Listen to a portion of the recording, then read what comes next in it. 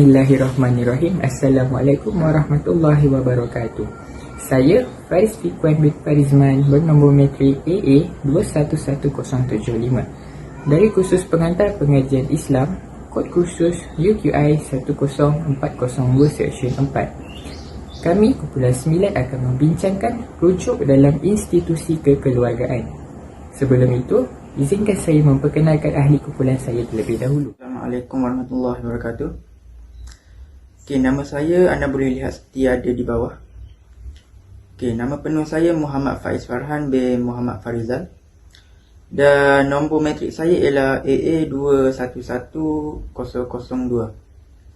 Sekian. Assalamualaikum warahmatullahi wabarakatuh. Saya Muhammad Izzat bin Zulkifli, nombor metrik AA211004. Assalamualaikum. Nama saya Muhammad Hanif bin Syaiful Bahari. Nombor metrik saya AA210845. Muhammad Arif Daniel bin Muhammad Nazaruddin. Nombor metrik AA210832. Nama saya Muhammad Haikal bin Abdul Razi. Nombor metrik saya AA210911. Assalamualaikum. Nama saya Muhammad Hafiz Daniel bin Muhammad Rafi.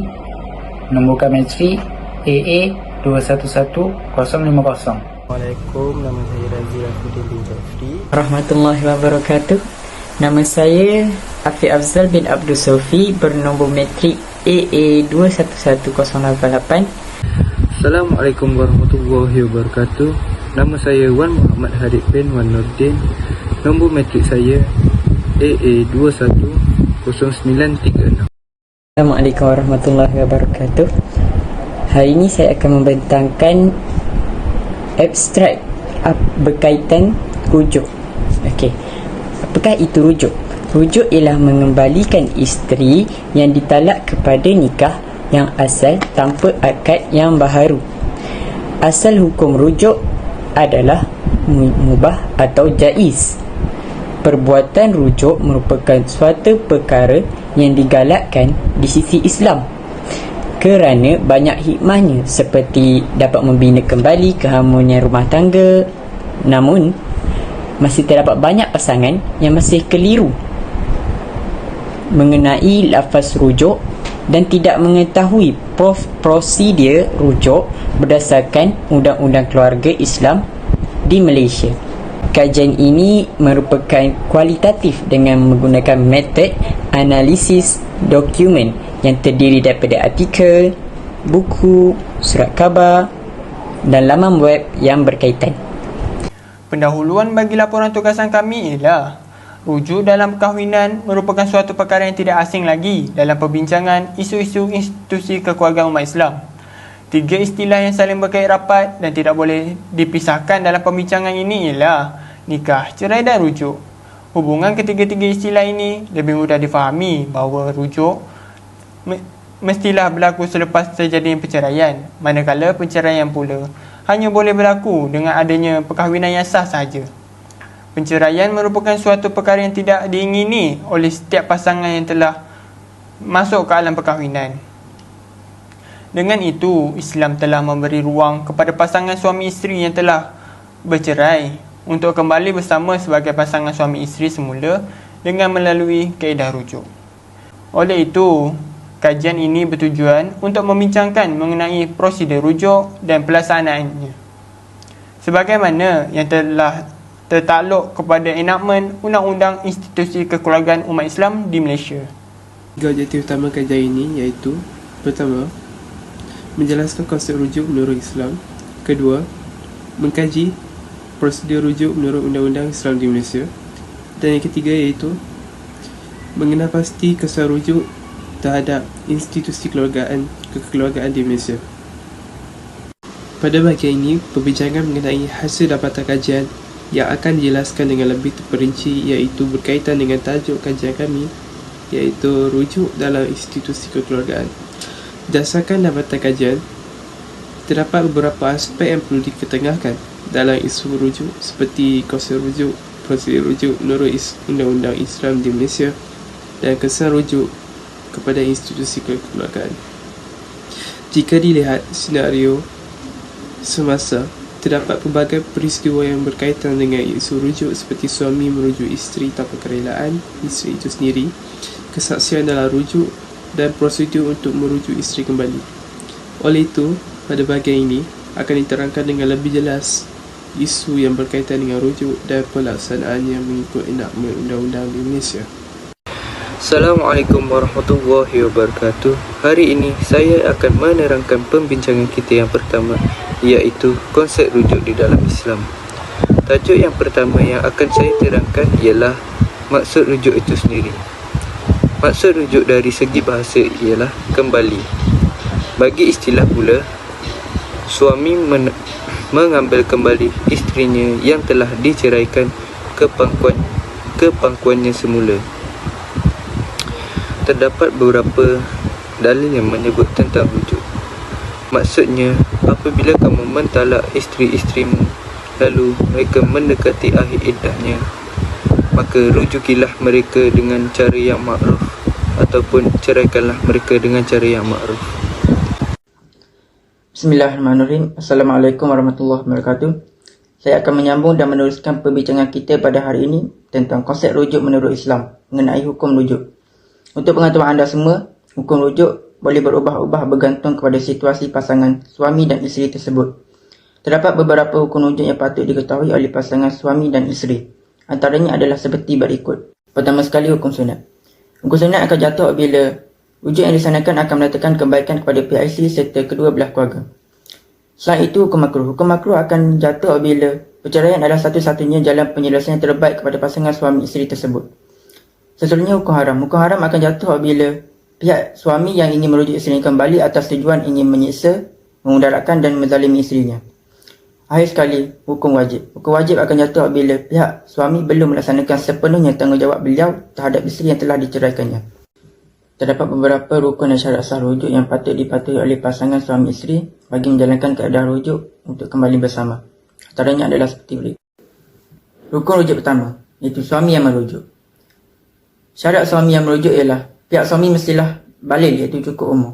Pihak suami juga hendaklah berakal serta melakukan rujuk dengan kerelaan hati, iaitu tanpa paksaan.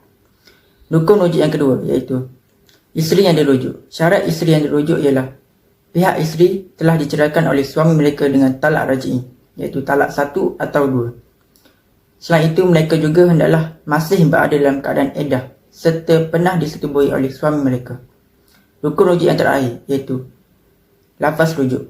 Syarat lafaz rujuk ialah pihak suami hendaklah melafazkan lafaz rujuk mereka untuk merujuk kembali isteri mereka. Sebagai contoh, aku rujuk engkau kembali.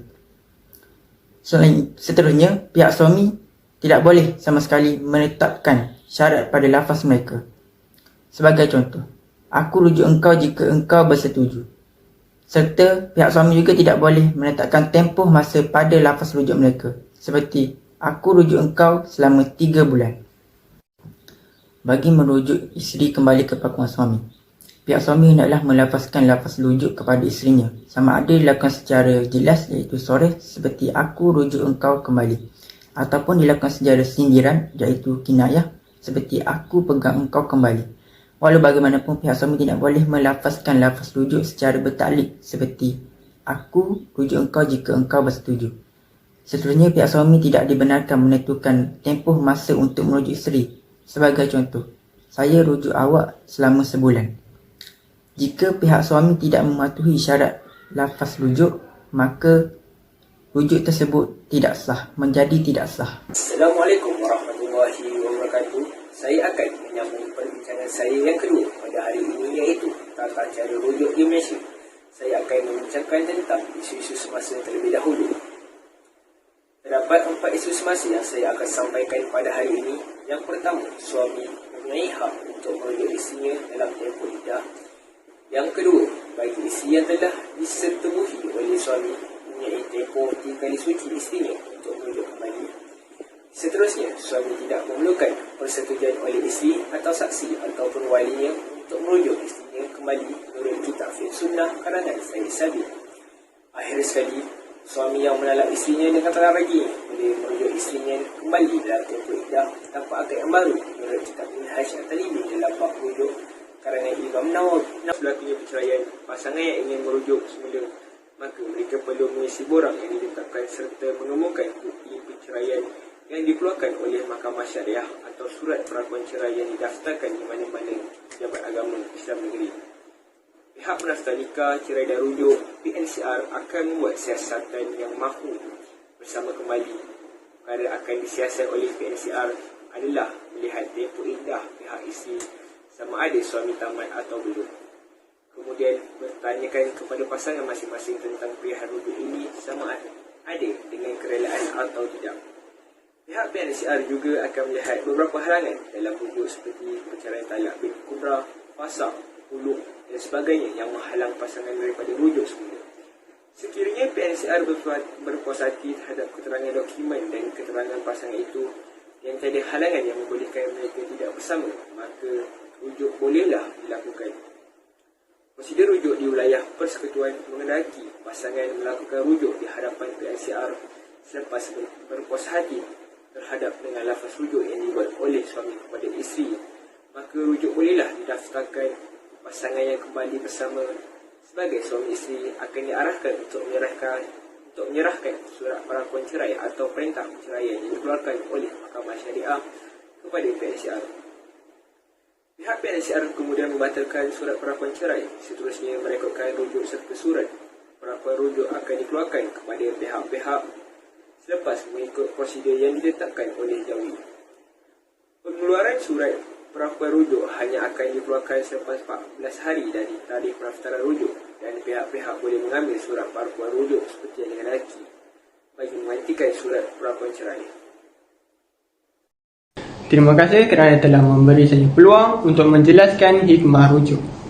Hikmah rujuk terbahagi kepada 3, iaitu hikmah kepada pasangan, hikmah kepada anak-anak dan hikmah kepada institusi kekeluargaan. Hikmah kepada pasangan yang pertama ialah memberi ketenangan jiwa setelah kehilangan kasih sayang akibat perceraian. Yang kedua, memberi peluang kepada pasangan untuk memperbaiki kesalahan diri. Yang ketiga, memberi pengajaran kepada pasangan untuk lebih bertanggungjawab pada masa yang akan datang. Bagi hikmah kepada anak-anak pula ialah anak-anak akan terhindar daripada gejala sosial. Yang kedua, anak-anak akan menerima kasih sayang sepenuhnya daripada ibu bapa mereka. Dan yang ketiga, pembelajaran anak-anak akan lebih terjamin kerana mereka terhindar daripada masalah kemurungan, stres dan kesedihan akibat perceraian ibu bapa mereka. Bagi hikmah kepada institusi kekeluargaan pula ialah memberi peluang kepada suami dan isteri untuk memperbaiki rumah tangga mereka yang telah terputus akibat perceraian. Dan yang kedua, dapat membentuk kembali keharmonian dan ketenteraman hubungan kekeluargaan mereka. Yang ketiga, dapat mengeratkan hubungan kekeluargaan antara kedua-dua belah pihak, suami dan isteri. Sekian saja daripada saya. Sebagaimana yang kita sedia maklum bahawa terdapat beberapa kesan rujuk kepada institusi kekeluargaan, antaranya ialah pasangan suami isteri dapat menyambung semula hubungan perasaan cinta dan sayang mereka antara suami, isteri dan anak-anak. Dalam masa yang sama, pasangan suami isteri juga dapat mempereratkan kembali hubungan kekeluargaan kedua-dua belah pihak. Implikasi jika tiada rujuk dalam Islam, suami dan isteri tidak berpeluang untuk menyambung semula hubungan mereka jika mahu hidup bersama semula. Hal ini dikatakan demikian kerana hati manusia ini Allah yang pegang. Sifatnya sentiasa berbolak-balik. Jadi kemungkinan untuk pasangan yang bercerai ingin bersama semula pasti ada. Inilah yang dikatakan agama Islam merupakan agama yang lengkap dan menyeluruh serta memudahkan dan tidak membebankan, kerana Allah tahu apa yang diperlukan oleh hamba-Nya. Yang kedua, suami dan isteri tidak berpeluang lagi untuk memperbaiki kelemahan dan kesilapan lalu. Setelah berlaku perceraian, mereka pasti menginginkan waktu untuk diputar kembali. Mereka akan mengenang kembali kenangan mereka bersama, termasuk juga kejadian yang membuatkan mereka bercerai. Mereka pasti mengharapkan kejadian itu tidak pernah berlaku serta ingin memperbaiki hubungan mereka. Yang terakhir, anak akan kehilangan kasih sayang dan perhatian apabila ibunya dan bapanya tidak tinggal bersama. Anak-anak kepada pasangan yang telah bercerai amatlah terkesan setelah ibu bapa mereka bercerai. Mereka menjadi mangsa keadaan kerana terpaksa mengharungi kehidupan tanpa ibu bapa yang hidup bersama disebabkan oleh masalah yang dilakukan oleh ibu bapa mereka sendiri. Pelbagai kesan negatif dihadapi oleh anak yang menghadapi masalah penceraian di dalam keluarganya, terutama anak yang masih kecil. Jika masalah tersebut dihadapi oleh anak yang dewasa atau belia, ini mungkin kurang memberi kesan kepada mereka kerana mereka telah mengenal erti kehidupan. Baik, saya akan menjelaskan kesimpulan. Sebagai menggulung segala hasil kajian ini, dapat disimpulkan bahawa syariat Islam telah membawa penjelasan, panduan dan tunjuk ajar yang berhemah dan sangat teratur dalam melaksanakan hukum rujuk menurut Undang-Undang Malaysia. Selain itu, syariat rujuk telah membuka banyak ruang kepada setiap pasangan suami isteri untuk memuhasabah diri serta menyesali setiap perbuatan dan merasai keperitan perpisahan dalam rumah tangga mereka. Oleh itu, pihak suami dibolehkan untuk mengikat kembali perkahwinan mereka melalui kaedah rujuk menurut Undang-Undang Kekeluargaan di Malaysia. Dengan itu, syariat Islam telah memperuntukkan rujuk sebagai keperluan kerana dalam setiap hubungan pasangan suami isteri pasti menghadapi masalah penceraian, lalu menginginkan hubungan itu kembali kepada asal. Oleh hal demikian, rujuk diwujudkan bagi mengelakkan masalah perzinaan berlaku dalam kalangan masyarakat Malaysia. Jelaslah bahawa kajian ini mendatangkan banyak manfaat kepada semua pihak dalam kalangan masyarakat Malaysia. Saya akhiri pembatangan kami pada hari ini dengan lafaz bismillah dan assalamualaikum.